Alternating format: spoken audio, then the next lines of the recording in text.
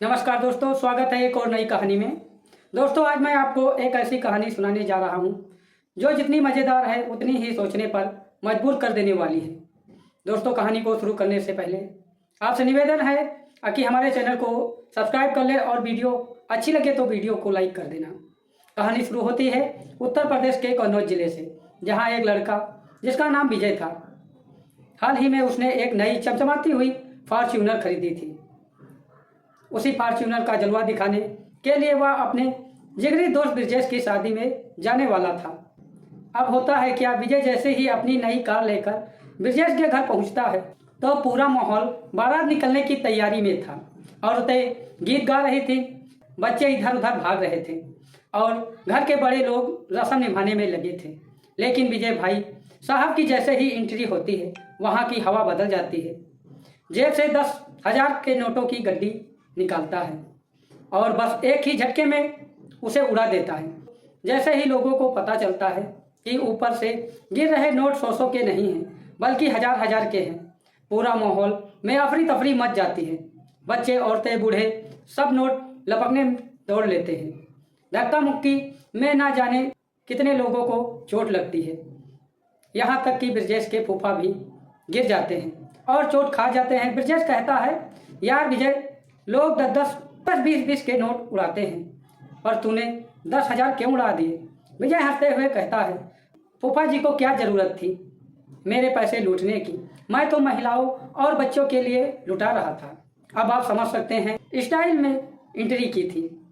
और भाई साहब इतना ही नहीं माने, बारात निकलते निकलते 10 से 20,000 रुपये और उड़ा दिए। बारात लड़की के घर पहुंची, द्वार पूजा शुरू होती है। पंडित जी छिड़ा मांगने का समय होता है। विजय एक गड्डी निकालते हुए कहता है, ये लीजिए पंडित जी। पंडित जी भी ऐसे देखते हैं जैसे कहा, बेटा इतना भी नहीं चाहिए था। पंडित के बगल में खड़ा था नाऊ ठाकुर, बोल पड़ता है, हमको भी दीजिए कुछ। विजय पूछता है, कितना? नाऊ ठाकुर हिचकिचाकर कहता है, पंडित जी के बराबर तो होना चाहिए।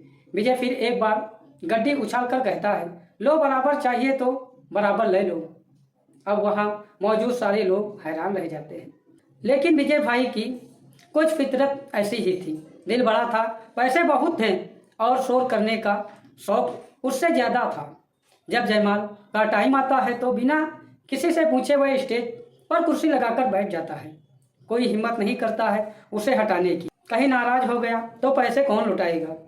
जयमाल के बाद दुल्हन की सहेलियाँ और साली फूल बरसा रही थी।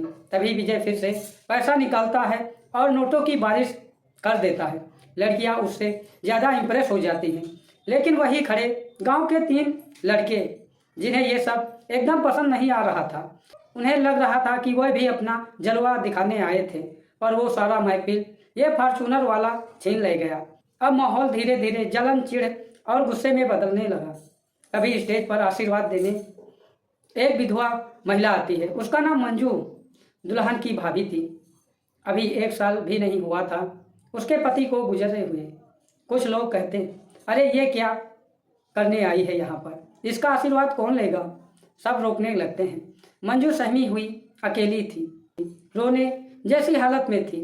विजय आगे बढ़ता है और कहता है, भाभी को आशीर्वाद देने दीजिए, इसके जितना हक किसी को और नहीं है। वह कैमरामैन से कहता है, इनकी अच्छी फोटो लेना, इनकी मुस्कान सबसे खूबसूरत लगे। मंजू की आंखों में आंसू आ जाते हैं। शायद किसी ने उसे इतने सम्मान से पहली बार बुलाया था। विजय उसके बगल में खड़ा होकर फोटो खिंचवाता है। यह दृश्य देखते ही तीनों जलनखोर लड़कों के कान में आग लग जाती है। वह विजय को घेर लेते हैं। लौंडियाबाजी करते हो? तू कौन होता है बीच में आने वाला? ब्रिजेश के घर वाले किसी तरह मामला शांत करा देते हैं। जयमाल खत्म होते ही अब लोग मंडप पर बैठे थे। विजय भी किनारे एक कुर्सी पर बैठा हुआ था।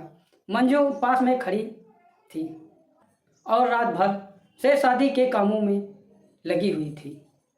खाने का प्लेट सब कुछ मंजू ही दौड़ दौड़ कर ला रही थी।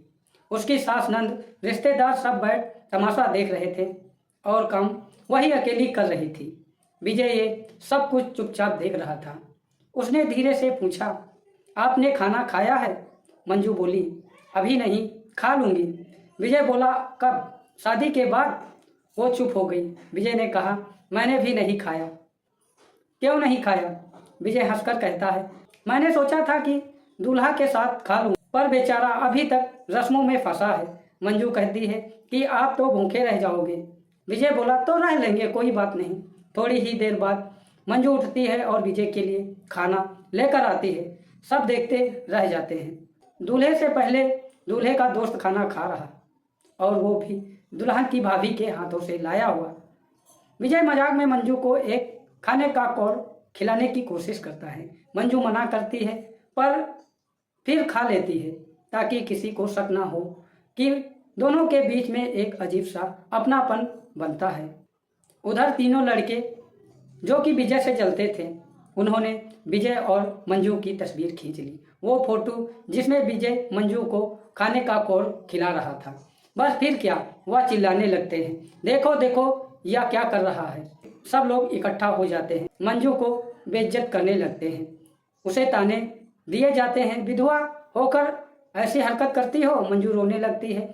विजय बोला, खाना ही तो खिला रही थी, कौन सा गुनाह कर दिया? लेकिन गांव की भीड़ को कौन समझा पा रहा था। रात की वह घटना मंजू को तोड़ देती है। शादी की रस्म खत्म होते ही सारे लोग अपने अपने घर चले जाते हैं। बारात भी लौट जाती है। रास्ते में विजय से कहता है, यार वो लड़की बहुत अच्छी मुझे लगी, जिम्मेदार, सीधी साधी, मगर मैं उससे शादी करना चाहता हूँ। ब्रजेश पहले चौंक जाता है, फिर कहता है, लड़की वाकई बहुत अच्छी है, माँ से बात करेंगे। लेकिन जब ब्रजेश अपनी पत्नी छाया से बात करता है, मेरी बहनें पड़ी हुई हैं शादी लायक, पहले उनकी शादी हो जाए, फिर भाभी का क्या, वह अपने घर चली जाएंगी, तुम उनकी चिंता क्यों कर रहे हो? इतना सुनकर ब्रजेश चुप हो जाता है। वह विजय से कहता है, यार मेरी पत्नी नहीं मानी, और यहीं पर विजय का दिल टूट जाता है। लेकिन वह अपने घर जाता है विजय, और अपने माता पिता को लेकर मंजू के मायके को जाता है, और मंजू के माता पिता से अपनी शादी के लिए मंजू का हाथ मांगता है। उसके माता पिता मंजू की शादी विजय से करवा देते हैं। आज भी विजय और मंजू खुशहाल एक जीवन बिता रहे हैं। दोस्तों, अगर यह वीडियो अच्छी लगे तो वीडियो को लाइक करें और हमारे चैनल को सब्सक्राइब करना ना भूलें। मिलते हैं अगली वीडियो में, तब तक के लिए नमस्कार, जय हिंद, जय भारत।